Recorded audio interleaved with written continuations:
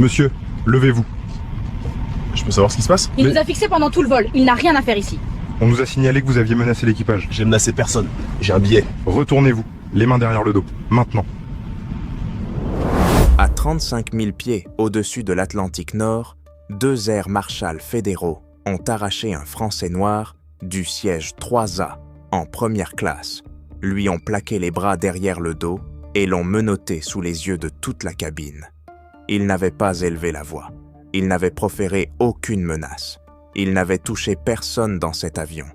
L'homme s'appelait Senior Chief Darnell Kirkwood, un Navy SEAL en service actif avec 16 ans d'opérations spéciales derrière lui, de retour d'un briefing classifié de l'OTAN à Stuttgart, en Allemagne. Il voyageait avec des ordres officiels du gouvernement, assis en première classe parce que le Department of Defense l'y avait placé. L'hôtesse qui l'avait signalé, Karen Lockhart, se tenait près du rideau du galet, les bras croisés, regardant les marshals travailler. Et un passager assis de l'autre côté de l'allée décrirait plus tard son expression comme de la satisfaction. Lockhart avait dit au commandant de bord que Kirkwood était agressif, instable et potentiellement dangereux. Rien de tout cela n'était vrai. Chaque caméra à bord, chaque déclaration de témoin et chaque rapport des marshals confirmerait exactement la même chose. Il n'avait rien fait. Mais au moment où l'avion a touché le sol à Dulce, Kirkwood a été conduit hors de l'appareil menotté devant 212 passagers, enfermé dans une salle de rétention fédérale et laissé là plus de 3 heures avant que quelqu'un ne lui dise pourquoi. En moins de 72 heures, le FBI avait ouvert un dossier d'enquête. Le NCIS était impliqué. Le Pentagone avait envoyé une demande formelle à la compagnie et une chaîne d'événements était en marche. Une chaîne qui allait briser des carrières, déclencher une enquête fédérale et coûter 6,5 millions de dollars à Atlantic Pacific Airlines. Avant d'aller plus loin, dites en commentaire d'où vous regardez dans le monde et abonnez-vous parce que ce que cette hôtesse a fait et ce qui lui est arrivé ensuite, vous devez le voir de vos propres yeux.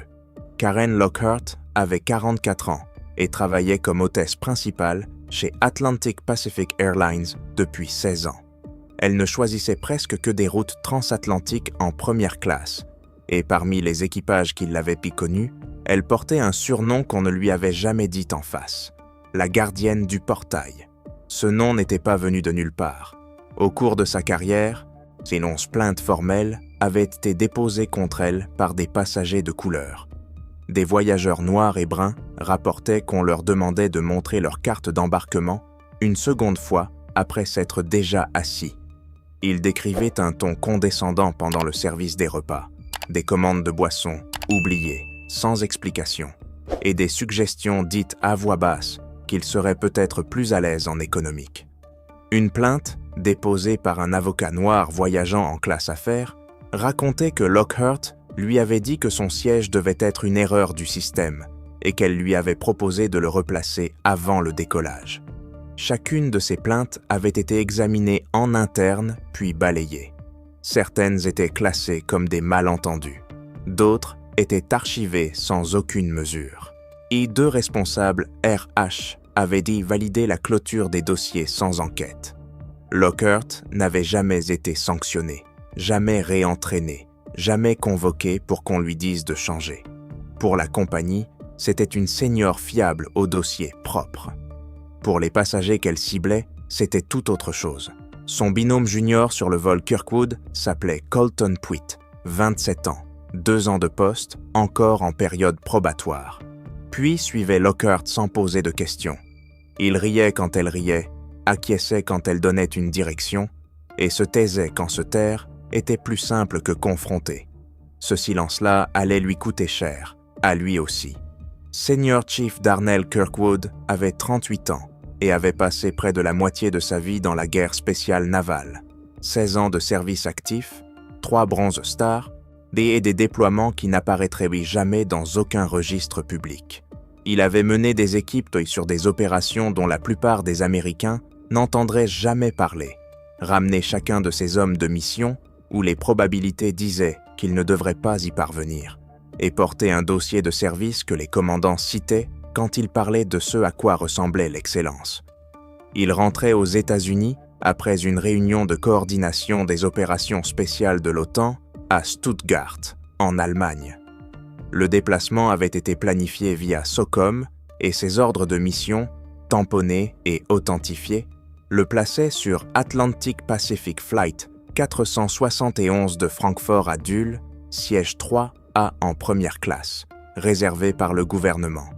Il portait des vêtements civils, un Henley sombre propre, un jean, des bottes et une montre que son équipe lui avait offerte après un déploiement dans un endroit dont aucun d'eux n'avait le droit de prononcer le nom.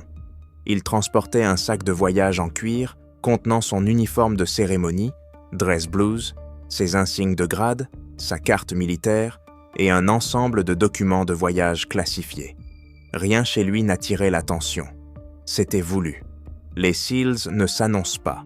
À la porte d'embarquement à Francfort, il a remercié l'agente en l'appelant par son prénom après avoir lu son badge. Elle a souri. Sur la passerelle, une femme âgée peinait à gérer un bagage cabine et une canne en même temps. Kirkwood a pris le sac sans qu'on le lui demande, l'a porté jusqu'à son rang et l'a installé dans le compartiment au-dessus. Elle l'a remercié. Il a hoché une fois la tête et a continué. Non, il n'essayait pas d'impressionner. Il était simplement construit comme ça, discret, maîtrisé, respectueux. Le genre d'homme qui se comporte de la même manière, qu'il soit dans une zone de combat ou dans une file d'embarquement. Kirkwood a atteint la rangée 3, a rangé son sac dans le compartiment supérieur, puis s'est installé en 3, à côté hublot. Il a bouclé sa ceinture, réglé l'appui-tête et sorti un livre de poche de la poche de son sac avant de fermer les yeux quelques secondes. Il ressemblait à n'importe quel passager qui se met à l'aise pour un long vol. Mais depuis le galet avant, Karen Lockhart l'observait déjà. Ses yeux l'ont suivi dès l'instant où il a tourné dans la cabine première. Elle l'a regardé ouvrir le compartiment. Elle l'a regardé s'asseoir. Elle a étudié ses vêtements, son sac, son visage. Puis elle s'est tournée vers l'écran du manifeste près du poste du galet et a fait défiler jusqu'au siège 3A, Kirkwood D. Elle a regardé le nom. Elle a regardé l'homme. Puis elle s'est penchée vers Colton Puitt, qui pliait des serviettes chaudes à côté d'elle, et a baissé la voix. « Ça, ce n'est pas un passager de première. Va vérifier sa carte d'embarquement. » Puis s'est approché sans hésiter. Il a été poli. « Excusez-moi, monsieur. Vous permettez que je vérifie votre carte d'embarquement ?»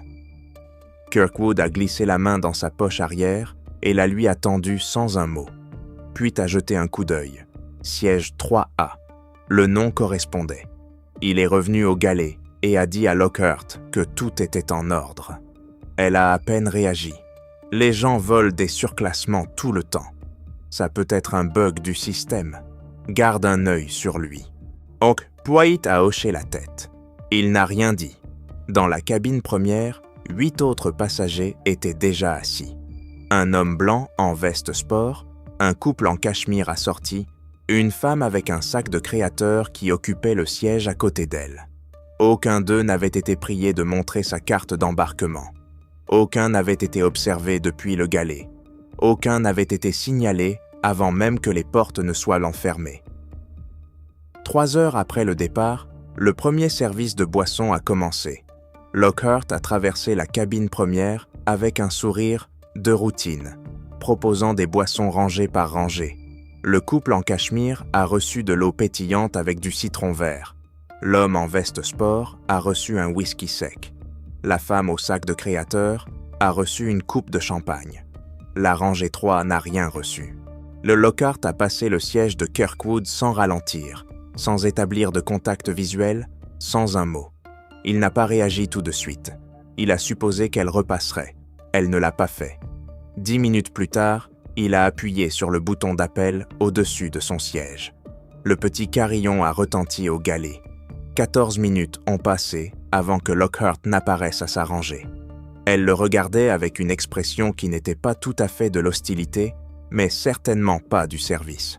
« Je peux vous aider ?»« Un verre d'eau quand vous avez 1 minute, » a dit Kirkwood. Lockhart a légèrement incliné la tête. « Vous êtes sûr d'être dans la bonne cabine ?» Kirkwood a soutenu son regard un instant.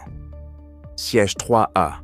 c'est là que je suis assis. » Elle a apporté l'eau sans un mot de plus et l'a posée sur l'accoudoir, sans serviette.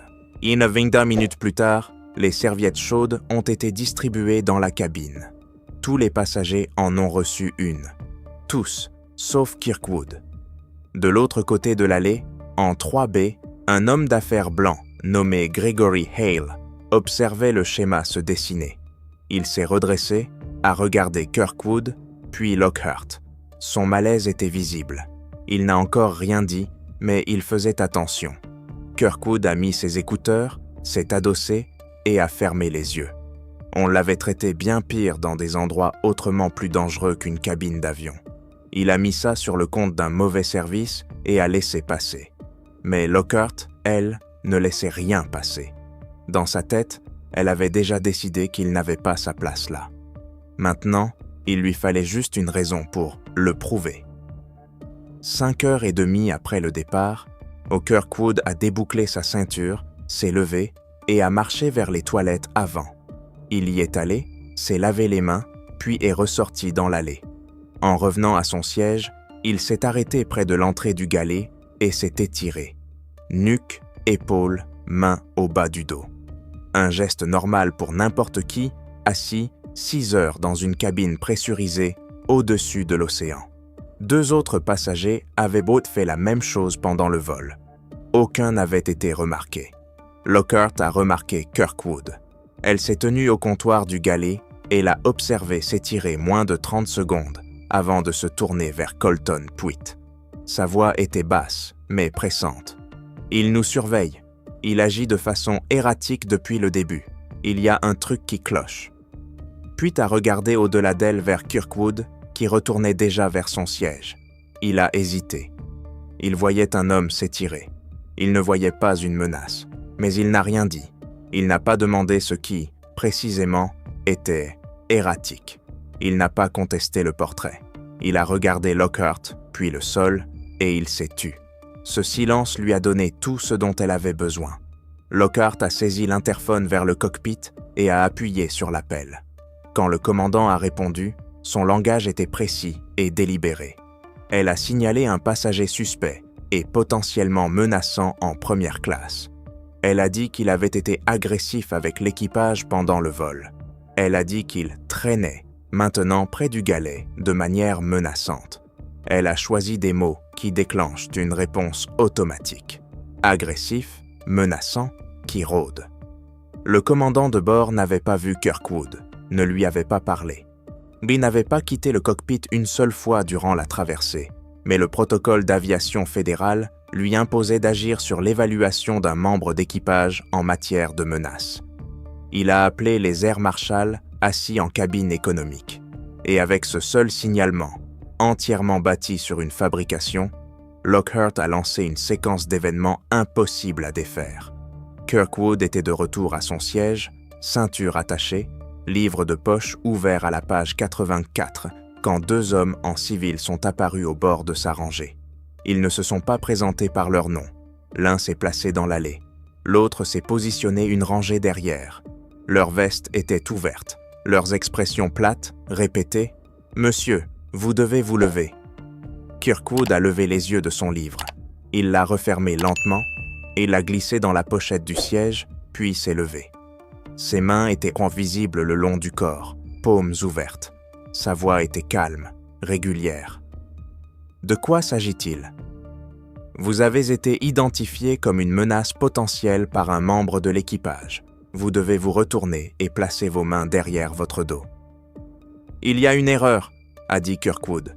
Je n'ai rien fait. Retournez-vous, monsieur. Il a obéi. Il ne s'est pas tendu. Il n'a pas tiré. Il a rapproché ses poignets derrière son dos, comme un homme entraîné à survivre à des situations bien plus graves que celle-ci. Les menottes se sont refermées. Le clic a résonné dans la cabine devenue silencieuse. Tous les passagers en première regardaient. La femme au sac de créateur avait la main sur la bouche. Le couple en cachemire était figé. Gregory Hale s'est penché vers l'avant en 3B. Il n'a rien fait. Je suis assis juste ici depuis le début du vol. Il n'a parlé à personne. Un des marshals a jeté un coup d'œil à Hale. « Monsieur, veuillez rester assis. » Une femme 3 rangées derrière a levé son téléphone et a commencé à filmer. Près du rideau du galet, Karen Lockhart se tenait les bras croisés, regardant. Elle n'a pas parlé. Elle n'est pas intervenue. Elle a regardé. Les marshals ont fait avancer Kirkwood dans l'allée vers l'arrière de l'appareil. Chaque rangée s'est tournée à son passage. Il a été menotté à un accoudoir sur la dernière rangée de l'écho. Il s'est assis sans résistance, sans hausser le ton. Il a posé une seule question, une fois, clairement. « Pouvez-vous me dire précisément de quoi on m'accuse ?» Personne n'a répondu. Au Atlantic Pacific Flight 471 a atterri à Dulles International Airport à 16h47, heure de l'Est. Avant que le signal ceinture ne s'éteigne, avant qu'un seul passager ne se lève pour attraper son bagage, la porte avant s'est ouverte et 4 silhouettes sont montées à bord. 2 agents du FBI, 2 policiers de l'aéroport. Ils ont traversé l'avion sans adresser la parole à qui que ce soit et se sont arrêtés à la dernière rangée de l'écho, là où Kirkwood était toujours menotté à l'accoudoir, dos droit, regard fixe. Ils l'ont détaché du siège puis l'ont remenotté, main derrière le dos. Ensuite, ils l'ont fait remonter l'allée vers l'avant. 212 passagers regardaient. Un père a attiré sa petite fille contre lui. Un adolescent a levé son téléphone. Une femme en rangée 14 a porté ses doigts à ses lèvres et a secoué la tête lentement. Non, Kirkwood ne regardait ni à gauche ni à droite. Le menton à voix à hauteur, la respiration mesurée. Il marchait comme on apprend à marcher sous pression. Contrôlé, silencieux, présent. Ils l'ont emmené sur la passerelle et dans le terminal, devant la zone de porte où les passagers qui arrivaient se retournaient pour fixer, devant les panneaux bagages et le kiosque de change, puis dans une salle de rétention fédérale sans fenêtre, au niveau inférieur de l'aéroport. Murs en béton, table métallique boulonnée au sol, un néon unique qui bourdonnait au plafond. Ils l'ont assis sur une chaise, ont retiré une menotte et ont fixé l'autre à un anneau d'acier soudé à la table.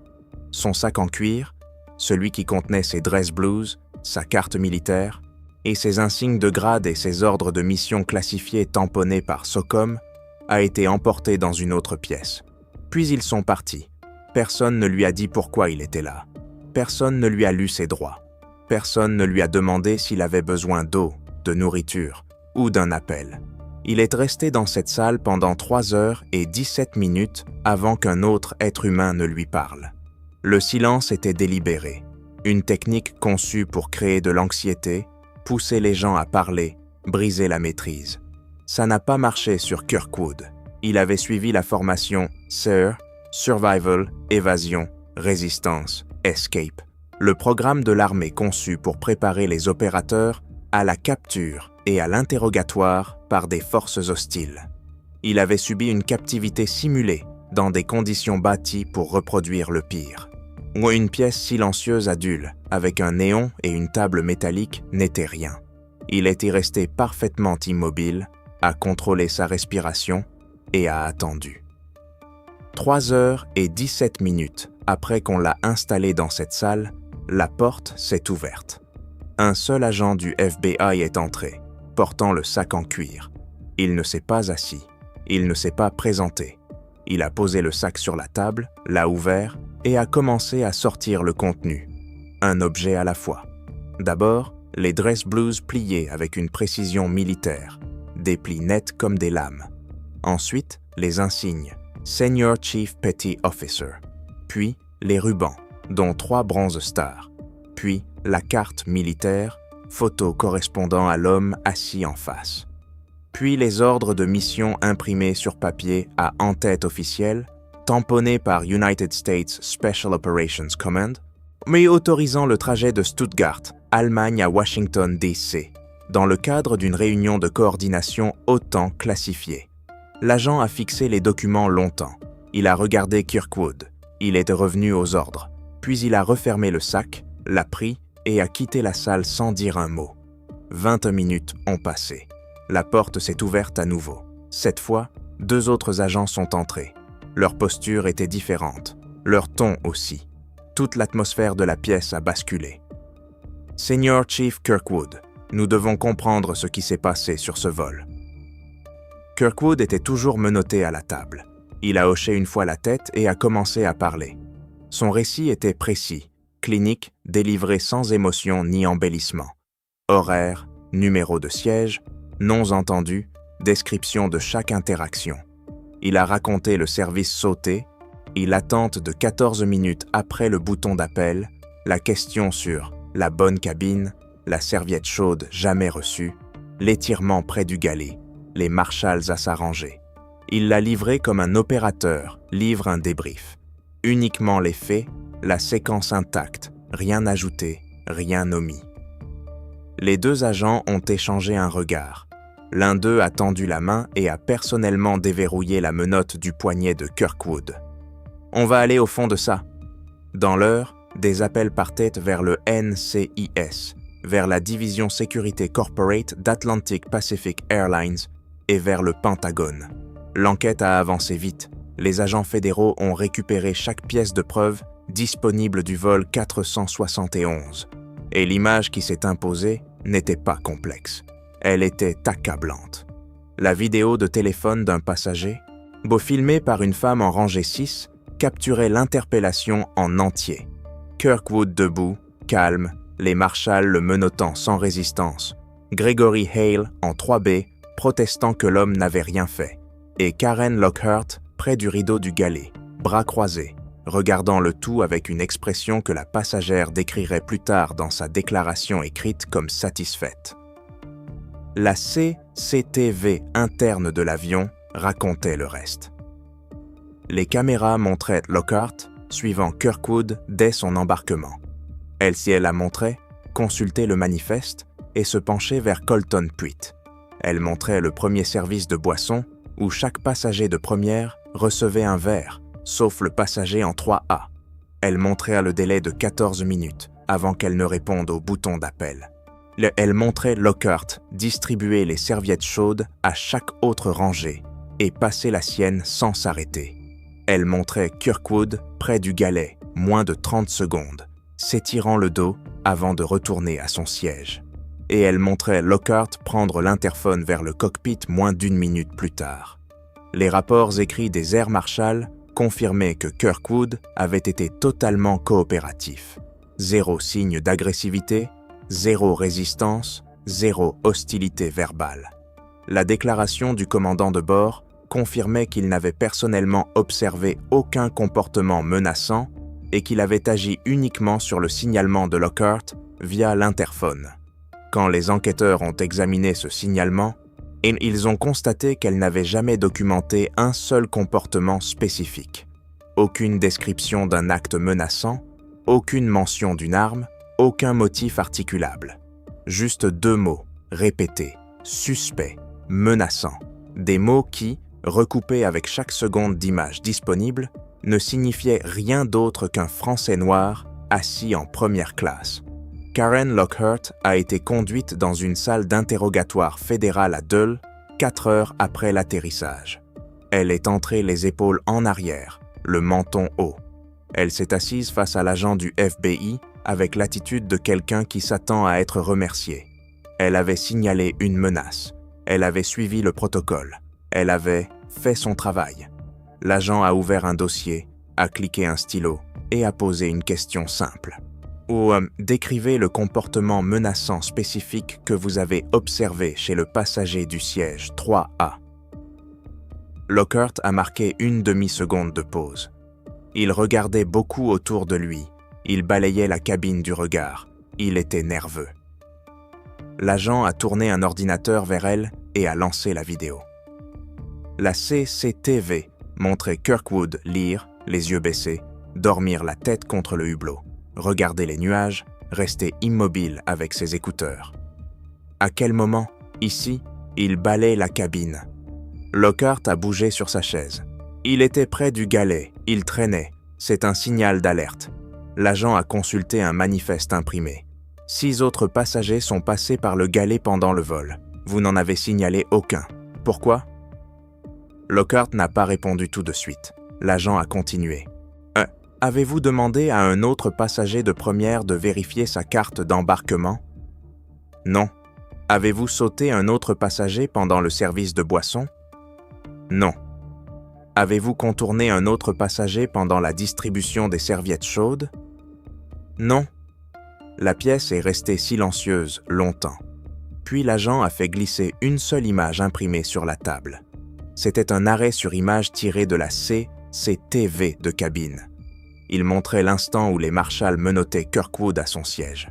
Et en arrière-plan, près du rideau du galet, Lockhart, bras croisés, en train de regarder, en souriant. Lockhart a fixé la photo, les lèvres entr'ouvertes, mais aucun son n'est sorti. L'assurance qui l'avait porté jusqu'à cette salle s'est vidée de son visage en une seule respiration. L'agent s'est adossé. « Les balcons.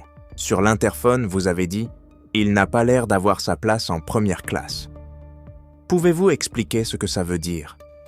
La voix de Lockhart était à peine au-dessus d'un murmure. « Je ne sais pas. » L'appel est arrivé au siège d'Atlantic Pacific Airlines à Dallas avant le lever du soleil le lendemain matin. À 8 heures, l'équipe de crise exécutive était réunie dans une salle de conférence fermée au 14e étage. À 9 heures, tous les avocats de l'équipe juridique interne avaient été retirés de leur dossier. À midi, le VP Opération avait été briefé sur l'ampleur de l'incident du vol 471 et l'examen interne a rendu les choses encore pires. 11 plaintes formelles avaient été déposées contre Karen Lockhart au cours des 9 dernières années. Chacune provenait d'un passager de couleur. Des voyageurs noirs rapportaient qu'on leur demandait de prouver leur siège. Un businessman latino décrivait qu'on lui avait dit qu'il semblait être dans la mauvaise cabine. Une femme sud-asiatique voyageant avec ses enfants racontait que Lockhart lui avait suggéré qu'elle serait peut-être plus à l'aise plus loin derrière. 11 plaintes, toutes examinées, toutes rejetées, certaines classées, résolues, sans action, d'autres qualifiées de malentendus. 2 responsables, RH, avaient validé la clôture des dossiers sans un seul entretien de suivi. Colton Puy a été interrogé séparément. Il s'est assis face aux enquêteurs, les mains jointes sur la table, et a admis ce que les images montraient déjà.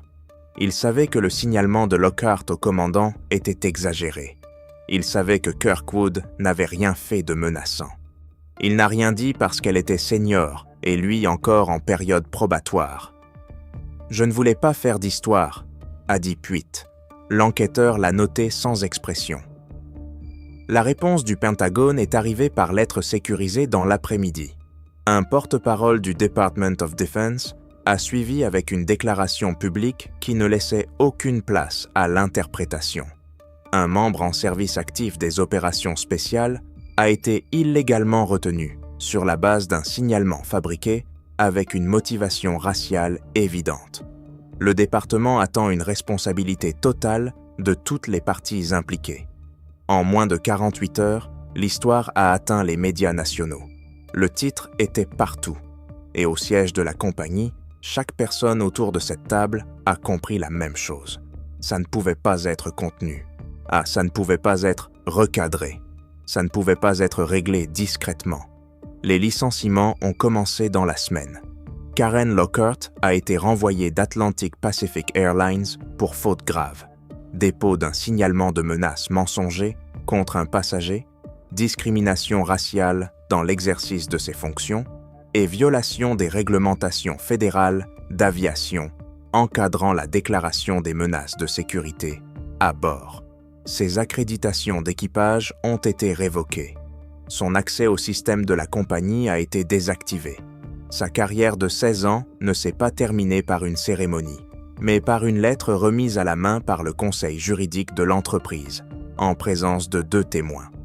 Colton Puitt a été suspendu immédiatement et placé sous enquête interne pour n'avoir pas intervenu et pour avoir corroboré un signalement qu'il savait faux.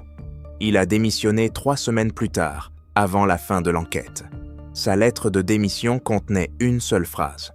La responsable de la formation des équipages a été retirée de son poste après que l'examen interne a révélé qu'aucun module du programme de formation n'abordait le biais racial dans l'évaluation des menaces, ni les conséquences juridiques des signalements de sécurité mensongers. 2 responsables RH, les mêmes 2 qui avaient validé le rejet des 11 plaintes précédentes sans enquête, ont été placés en congé administratif dans l'attente d'un audit complet de leur gestion. Aucun ne retournerait à son poste. Mais la conséquence la plus lourde est venue de l'extérieur. Le FBI a officiellement transmis le dossier Lockhart au United States Attorney's Office pour l'Eastern District of Virginia. Le renvoi citait des chefs d'accusation fédéraux potentiels liés au dépôt volontairement mensonger d'un signalement sur un vol commercial. Une infraction fédérale passible d'une peine maximale pouvant aller jusqu'à 20 ans de prison. Lockhart, entré dans son audition FBI en s'attendant à être remercié, faisait désormais face à la possibilité d'une inculpation fédérale. Atlantic Pacific Airlines a présenté des excuses publiques 72 heures après la diffusion nationale de l'affaire. Le texte faisait 4 paragraphes, soigneusement rédigés par le conseil juridique, et évitait les mots « racisme »,« discrimination » ou « injustifié ». La réponse du public a été immédiate. Ce n'était pas suffisant, pas même proche. Senior Chief Darnell Kirkwood a engagé un avocat des droits civiques dans les 2 semaines. Le procès a été déposé au tribunal fédéral et visait 3 défendeurs. Karen Lockhart à titre individuel, Atlantic Pacific Airlines et la maison mère corporate. La plainte alléguait discrimination raciale, séquestration, false imprisonment, diffamation, infliction intentionnelle de détresse émotionnelle et violation du Civil Rights Act de 1964. Les preuves jointes au dossier étaient écrasantes. Des images CCTV, multi-angles de l'avion, montrant chaque interaction entre Lockhart et Kirkwood. Une vidéo de téléphone d'un passager capturant l'interpellation et Lockhart observant depuis le galet. Des déclarations écrites de Gregory Hale et de 4 autres passagers de première confirmant que Kirkwood avait été ciblé.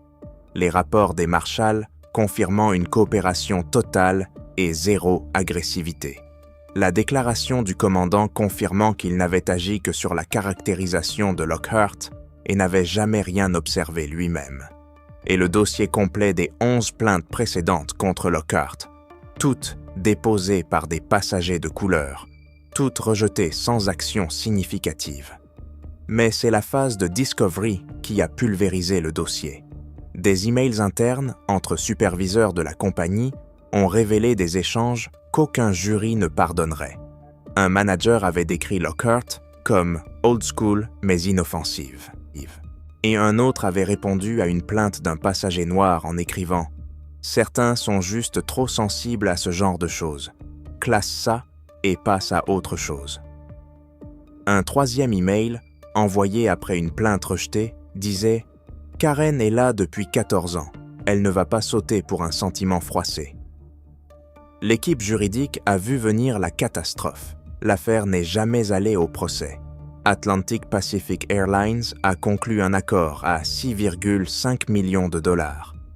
3,8 millions de dommages compensatoires couvrant la séquestration, la détresse émotionnelle, le préjudice réputationnel et le temps de service perdu. 2,7 millions de dommages punitifs, évalués contre la compagnie et contre Lockhart à titre individuel.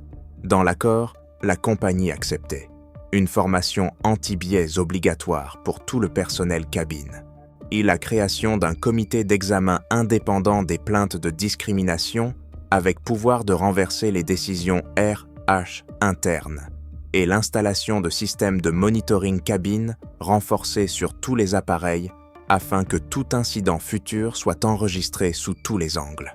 L'argent était énorme, les réformes étaient structurelles. Mais pour Kirkwood, l'accord n'a jamais été à propos de l'un ni de l'autre. C'était à propos du dossier. Senior Chief Darnell. Kirkwood a repris le service le lundi suivant. Il s'est présenté à son commandant à Naval Special Warfare Command, a participé à un débrief officiel sur l'incident et on lui a dit une seule chose, celle qui comptait plus que n'importe quel montant. Tu t'es comporté avec la discipline et la retenue attendue d'un SEAL, pas seulement sur ce vol, mais dans tout ce qui a suivi. Kirkwood a hoché une fois. Ça lui suffisait. Il n'a donné aucune interview. Il n'a publié aucun communiqué. Il n'a rien posté sur les réseaux.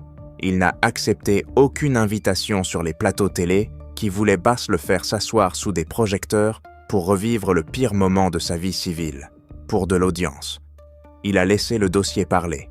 Les images, les dépôts, le résultat.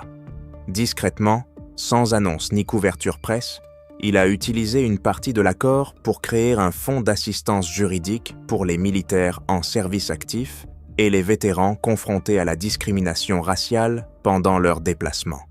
Le fonds fournissait des mises en relation avec des avocats, un soutien de documentation et une aide financière directe à ceux qui n'avaient pas les moyens de se défendre. Il n'a jamais mis son nom dessus. 7 mois après le vol 471, Kirkwood a embarqué sur un autre vol transatlantique, première classe, même compagnie. Il a traversé la passerelle, est entré dans la cabine et a rangé son sac dans le compartiment. Une hôtesse l'a accueilli à sa rangée avec un sourire chaleureux. « Bienvenue à bord. Puis-je vous offrir quelque chose avant le décollage ?» Il a secoué la tête. « Ça ira, merci. » Il s'est assis, a bouclé sa ceinture et a ouvert un livre.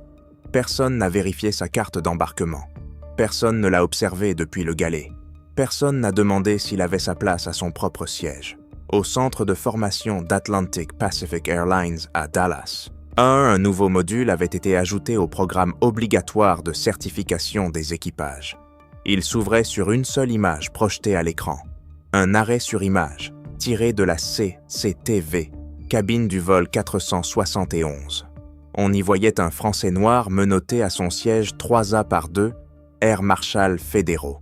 Et en arrière-plan, près du rideau du galet, une hôtesse debout, les bras croisés, souriante. Sous l'image, une ligne en texte noir simple. Cela nous a coûté 6,5 millions de dollars. Ça n'aurait dû nous coûter rien. Aucun nom n'était imprimé sur la diapositive. Il n'y en avait pas besoin. Les carrières étaient déjà terminées. Si cette histoire vous a touché, ne la regardez pas en silence. Likez la vidéo, abonnez-vous à la chaîne et partagez-la avec quelqu'un qui doit voir ce qui se passe quand le racisme rencontre la responsabilité à 35 000 pieds. Cette affaire était dérangeante, mais celle de droite se termine d'une manière que personne n'attend.